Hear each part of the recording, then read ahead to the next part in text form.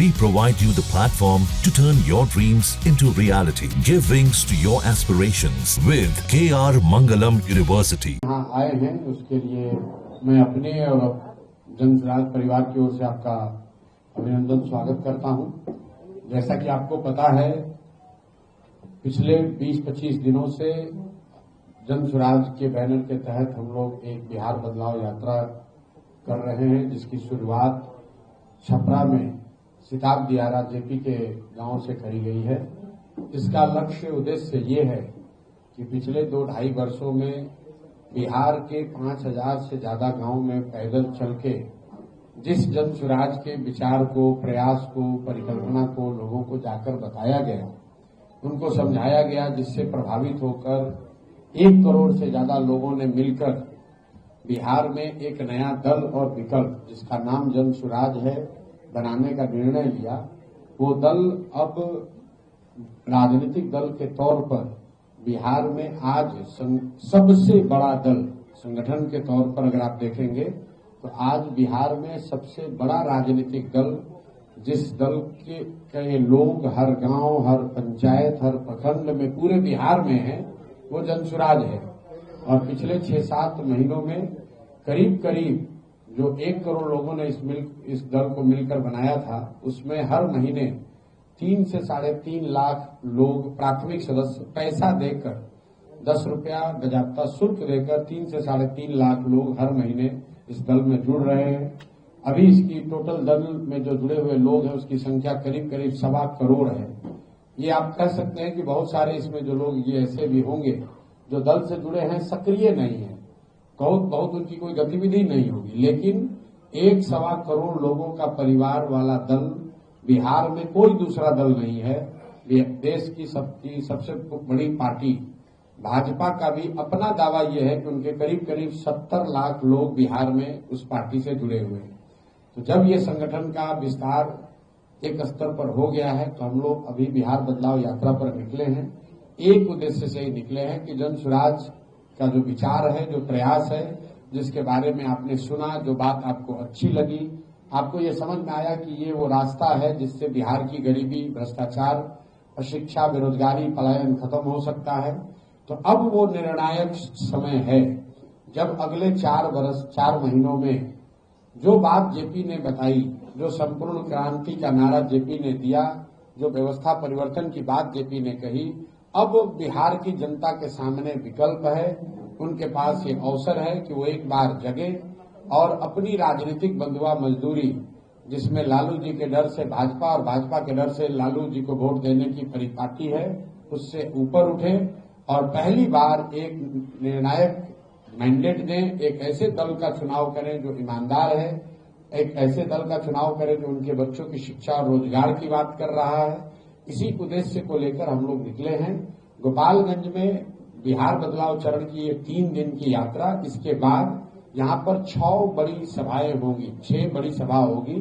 तो बिहार बदलाव यात्रा जो है, इसके 3 चरण होते हैं।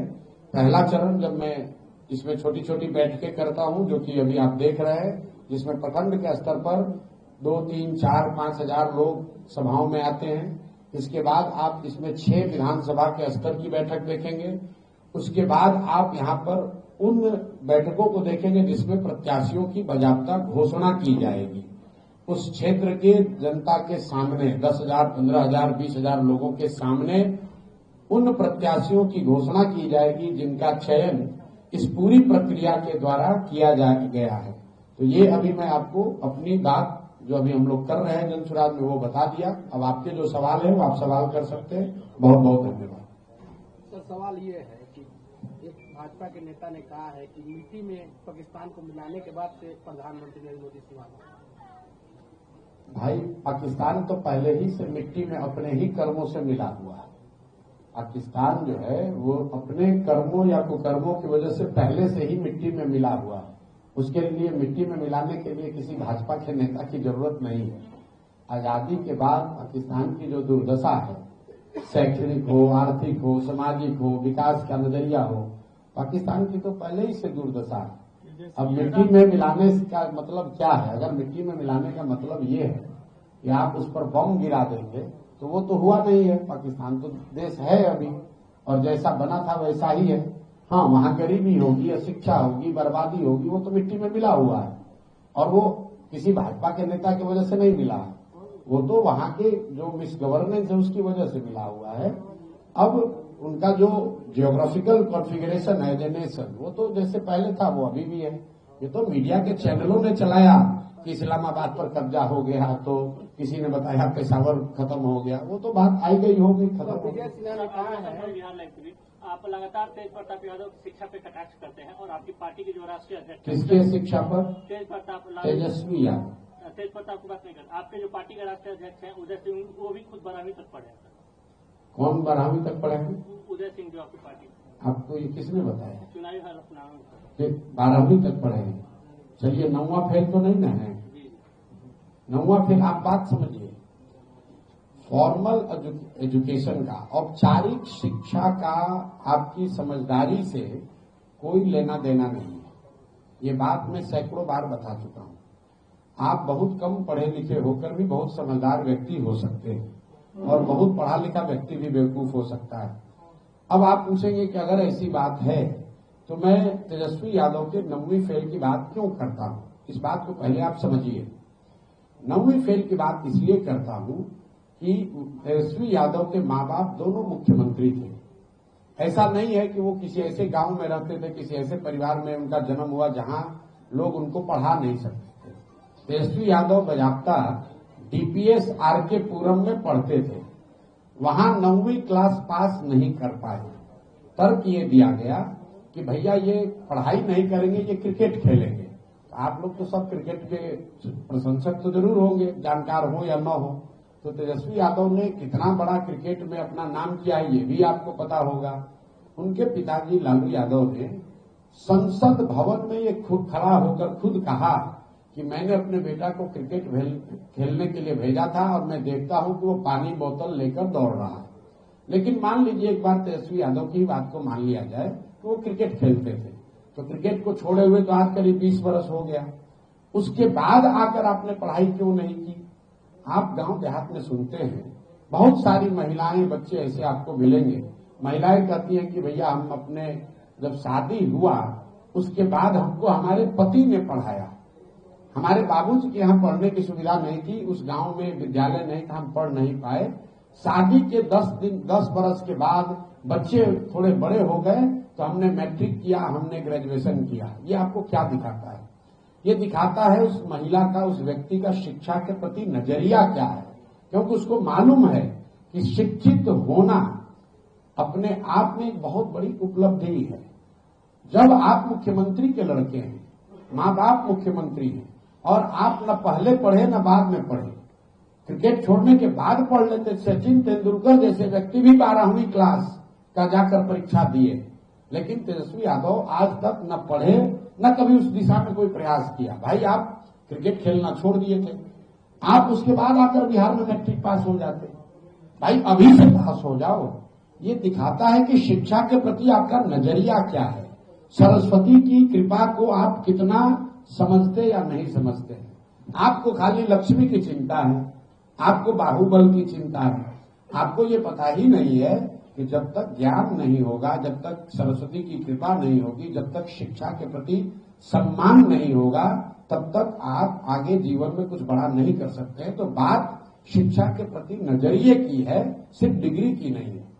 आजकल बिहार सरकार पर आरोप लग रहा है कि जमाई आयोग गठित हो रहा है। नहीं, ये तो देखिए, जितने ये आयोगों का गठन हो रहा है या तबादले हो रहे हैं या सरकारी निर्णय हो रहे हैं, उसमें एक बात बिल्कुल साफ है कि कहीं न कहीं नीतीश कुमार उसमें उन निर्णयों में शामिल नहीं है, वो सिर्फ दस्तखत कर रहे हैं। क्योंकि ये सब कुछ नीतीश कुमार जी की जो 20 साल की राजनीति करने की शैली रही है, जो राजनीति और सरकार चलाने का उनका तरीका है, उससे उलट हो रहा है। नीतीश कुमार ने कभी राजनीतिक गतिविधियों पर, रैलियों पर रोक नहीं लगाई। पहली बार ऐसा हो रहा है कि विपक्षी पार्टियों को रैली करने में, सभा करने में, राजनीतिक कार्यक्रम करने में तकलीफ आ रही है। उनको प्रशासन परेशान कर रहा है, उनको परमिशन नहीं दे रहा है। वो चाहे हम लोग का कल्याण बिहार न जाने देना हो या राहुल गांधी को दरभंगा में न जाने देना हो दूसरी बात, जितने तरह के तबादले हो रहे हैं, आप खुलेआम सुन रहे हैं कि बिहार में छोटे से छोटे पद पर भी 20 लाख, 30 लाख, 50 लाख रुपया का दुकान खुला हुआ है, पैसा दीजिए, ट्रांसफर कराइए। तीसरी बात, आप जो देख रहे हैं आयोग वगैरह में जो नियुक्तियां हो रही हैं, ये सब परिवारों के लोग हैं। और ये किनके परिवार के लोग हैं? वही 4-5 लोग हैं जिन पर ये आरोप है कि ये नीतीश कुमार जब शारीरिक मानसिक तौर पर थक गए हैं, मानसिक तौर पर अस्वस्थ हो गए हैं, उनको पता नहीं चल रहा है कि क्या हो रहा है, तो ये लोग नीतीश कुमार के इर्द गिर्द जो बैठे हुए हैं उनका लाभ उठा रहे हैं और अपना हित साध रहे हैं, पैसा लूट रहे हैं, अपने परिवार के लोगों को इन जगहों पर भेज रहे हैं। तो ये बात क्यों किस आयोग में गया इतना महत्वपूर्ण नहीं है। बिहार की जनता के लिए महत्वपूर्ण यह है कि कहीं न कहीं नीतीश कुमार, जो मैं बात पिछले 3 महीने से कह रहा हूं, मानसिक शारीरिक तौर पर स्वस्थ नहीं है, जिसकी वजह से ये सब चीज हो रहा है। मोदी साहब का एक बयान आया कि नीतीश कुमार के जो लड़का है वो राजनीति नहीं कर सकते, आखिर क्यों ऐसा? किसने बोला कि नहीं? आप पहले तो आप लोग पत्रकारिता करते हैं तो सीखिए पहले बात की क्या कहा है। सकना और करना दोनों दो बात है। हमने ये नहीं कहा कि नहीं कर सकते हैं, मैंने ये कहा है कि जितना मैं समझता हूं नीतीश कुमार के लड़के राजनीति में ना हैं ना भी आने वाले हैं। अब ये रोज जो आप लोग सूचना चला रहे हैं टीआरपी और व्यूज के लिए, वो क्यों चल रहा है? पिछले 5 महीना से आप लोग रोज चला रहे हैं। क्यों चला रहे हैं?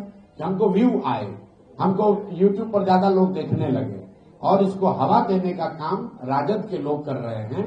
मैंने उसका कारण भी बताया, वो इसलिए कर रहे हैं कि लालू तेजस्वी जैसे लोग ये चाहते हैं कि नीतीश कुमार का एक चीज जो बचा हुआ है कि ये परिवारवाद नहीं करते हैं, अगर किसी तरीके से उनका लड़का राजनीति में उसको खींच के लाया जाए तो ये एक बची खुची जो थोड़ी बहुत जमा पूंजी है ये भी खत्म हो जाएगी, और हम लोग कहेंगे घूम के कि भैया हम अकेले नहीं है परिवारवाद करने वाले, बिहार में हर व्यक्ति परिवारवाद कर रहा है। आप मुझे बताइए, क्या नीतीश कुमार ने कभी कहा कि उनका लड़का आ रहा है राजनीति में? क्या जदयू के किसी प्रवक्ता ने आधिकारिक तौर पर यह कहा कि उनका लड़का, नीतीश कुमार का लड़का राजनीति में आने वाला है? क्या नीतीश कुमार के लड़के ने ये कहा कि हम राजनीति में आने वाले हैं? तो आप लोग किसी के, मतलब ये इतनी गलत बात है। जो व्यक्ति राजनीति में नहीं है उस पर आप लोग रोज टीका टिप्पणी जबरदस्ती कर रहे हैं और करवा रहे हैं। बात देखिए, नीतीश कुमार से मेरा कोई व्यक्तिगत विरोध नहीं है, और इतनी मर्यादा आप लोग को रखनी चाहिए। लालू जी के भी जो बच्चे हैं जो राजनीति में नहीं है, उस पर काहे आप टीका टिप्पणी कीजिएगा भाई? हम तो आपके भाई पर, आपके बेटे पर कोई टिप्पणी नहीं कर रहा है। तो जिसका लाइफ राजनीतिक सामाजिक जीवन में है उस पर आप 100 सवाल कीजिए। जो राजनीतिक सामाजिक जीवन में नहीं है, इतनी मर्यादा तो रखिए, उस पर क्यों टिप्पणी कर रहे हैं? और दूसरे को मजबूर भी कर रहे हैं कि आप भी बोलिए। पिछले 6 महीना से हम बोल रहे हैं कि भाई जो व्यक्ति राजनीति में नहीं है उस पर टीका टिप्पणी करना वो मर्यादा के खिलाफ है, कम से कम मेरी मर्यादा के खिलाफ है। आपको अपना यूट्यूब चलाना है, चलाते रहिए। जसौली की धरती पर मोदी जी और नीतीश जी का रैली होने वाला है 20 तारीख को जी। खबर यह है कि प्रशांत किशोर 19 तारीख को जिला में जो बैठक कर रहे हैं उस रैली को रोकने के लिए कर रहे हैं। मेरे भाई, हम तो पिछले 1 महीना से दौड़ रहे हैं। प्रशांत किशोर इतने छोटे व्यक्ति हैं, कहाँ प्रधानमंत्री और कहाँ प्रशांत किशोर? आप देश के प्रधानमंत्री जसौली में बैठक कर रहे हैं, और प्रशांत किशोर जो मुखिया भी नहीं है, वार्ड सदस्य भी नहीं है, हम गोपालगंज में लोगों से मिल रहे हैं। इन दोनों में क्या तुलना है? मोदी जी आ रहे हैं, उस विषय पर आइए कि भाई मोदी जी आ रहे हैं। क्यों आ रहे हैं? क्योंकि सामने चुनाव है। क्योंकि इससे पहले तो जब चुनाव नहीं था तब मोदी जी बिहार तो नहीं आ रहे थे। बड़ी बात यह है कि जब वो आ रहे हैं जसौली में, तो जो सभा आयोजित की जा रही है उसमें बिहार सरकार का, बिहार की गरीब जनता का कितना रुपया खर्च किया जा रहा है। बड़ी बात यह है। बड़ी बात यह है कि क्या उस रैली में मोदी जी इस बात का जवाब देंगे कि 2015 में आरा में जिस 1,25,000 करोड़ रुपए के पैकेज की उन्होंने बात कही थी, क्या 15 के बाद उन्होंने वो पैकेज बिहार को दिया या नहीं दिया? क्योंकि केंद्र में और राज्य में दोनों जगह मोदी जी की एनडीए की सरकार है। तो अगर मोदी जी ने पैसा भेजा तो पैसा गया कहां? भाई बात तो 2 ही हो सकती है, या तो मोदी जी ने 2015 के बाद 1,25,000 करोड़ पैसा भेजा नहीं, या फिर पैसा भेजा और बिहार की एनडीए की सरकार ने, भाजपा जदयू की सरकार ने उस पैसे को लूट लिया। क्योंकि जमीन पर आपको हमको तो कहीं 1,25,000 करोड़ का पैकेज का काम दिख नहीं रहा। तो बड़ी बात यह है कि मोदी जी उसका जवाब दें। बड़ी बात यह है कि जहां भक्ति है हर शब्द में, कथाओं में छुपे हैं दिव्य रहस्य और ज्योतिष देता है जीवन को दिशा। धर्म से जुड़ी हर बातों को जानने के लिए हमारे चैनल स्तुति को सब्सक्राइब करें। चैनल पर जाने के लिए इस लिंक पर क्लिक करें।